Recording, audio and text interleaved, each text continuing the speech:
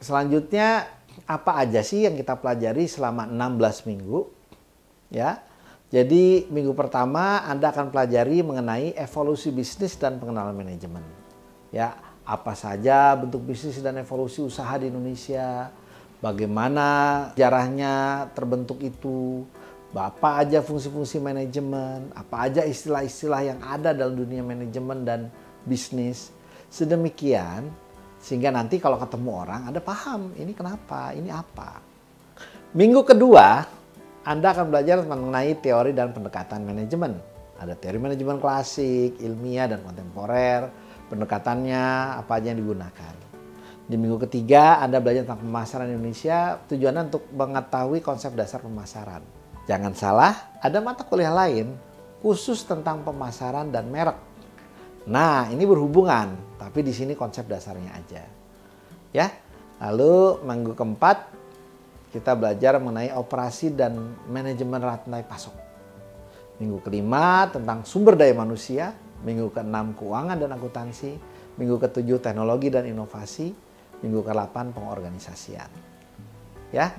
Lalu Anda akan dapat penugasan tengah semester, di mana Anda akan diminta untuk membuat sebuah paper yang berisikan rencana membuat bisnis sendiri di masa depan, bisnis Anda.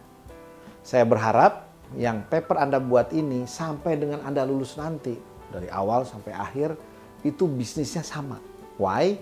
Bayangin kalau Anda udah 4 tahun mikirin bisnis yang sama. Begitu selesai kuliah, Anda udah punya bisnis yang Anda udah mentok banget 4 tahun Anda pikirkan. Itu yang kami harapkan. Nanti sudah ada detailnya ya, Anda harus bikin apa aja. Tapi saya bacakan di sini biar Anda punya kebayang. Kira-kira saya belajar ini nanti ujiannya kayak gimana.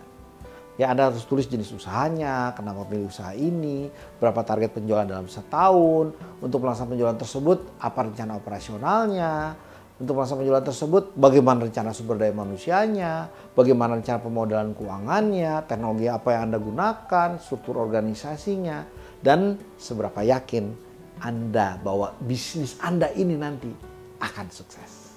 Sebenarnya saya pengen agar Anda menggunakan bisnis model Canvas atau BMC. Namun, itu terlalu simpel. Kalau untuk Anda, saya pengen lebih luas agar materi kuliah Anda terapkan. Minggu ke-9, Anda akan belajar mengenai manajemen pengendalian. Ya, bagaimana mengendalikan gitu ya, proses-proses kerja yang ada. Dan alat-alat pengendalian manajemen yang Anda bisa gunakan apa aja. Ya, itu minggu ke-9. Yang minggu ke-10 adalah prospek ekonomi digital dan UMKM di Indonesia.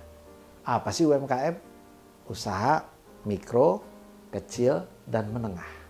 Fokus kuliah kita itu bukan yang kelas atas. Anda belajar kelas atas perlu. Tapi fokus kita yang paling utama adalah mikro, kecil, dan menengah. Minggu ke-11, Anda baru belajar mengenai lingkungan bisnis di Indonesia. Di beberapa silabus kampus lain atau pelatihan atau tempat-tempat yang pernah Anda kenal, biasanya lingkungan diberikan di depan. Kita akan ajarkan itu di belakang. Kenapa? Kami ingin Anda mengerti dulu tentang istilah-istilah yang ada di dunia bisnis dan istilah-istilah yang ada di dunia manajemen. Minggu ke-12, Anda belajar mengenai kepemimpinan dan motivasi. Minggu ke-13 mengenai komunikasi dalam organisasi. Dan minggu ke-14 perencanaan strategis. Nah, materi ini sudah mulai lebih mantap loh. Harusnya perencanaan strategis itu diajarkan begitu Anda tingkat 3 ya, atau tingkat 4. Maka di sini adalah pengenalan saja. Biar Anda tahu ada yang namanya perencanaan strategis. Minggu ke-15 kita bahas studi kasus menggunakan materi dari minggu pertama sampai minggu ke-14. Dan minggu ke-15 ini adalah yang terakhir kali Anda belajar. Karena minggu ke-16-nya sudah review akhir pembelajaran kita dan penugasan proyek akhir semester. Proyek akhir semester ini lanjutan dari yang pertama, ya, yang proyek tengah semester. Namun isinya adalah apa yang sudah Anda pelajari di paruh kedua dari kuliah Anda. Kita harapkan nanti kualitas tulisan Anda akan meningkat.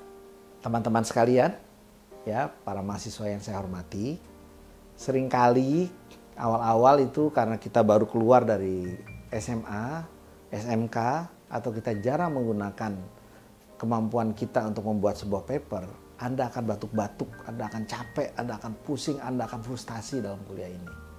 Tapi itulah kuliah. Kita melatih kemampuan kognitif Anda. Kita melatih kemampuan Anda untuk bereksplorasi secara mental. Anda baca buku, ngetik, baca buku, ngetik. Sejujurnya, saya mengharapkan Anda belajar banyak mengenai ChatGPT. Dan itu akan diajarkan di mata kuliah literasi digital. Ya.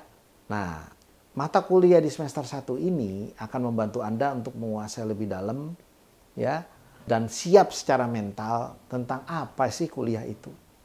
Dan ingat, ini kuliah online. Jadi Anda harus mandiri. Anda harus punya teman. Dan Anda harus bergaul sama teman-teman Anda yang lain. Saya pikir untuk pengantar kita cukup sampai di sini saja. Sampai jumpa di pertemuan selanjutnya.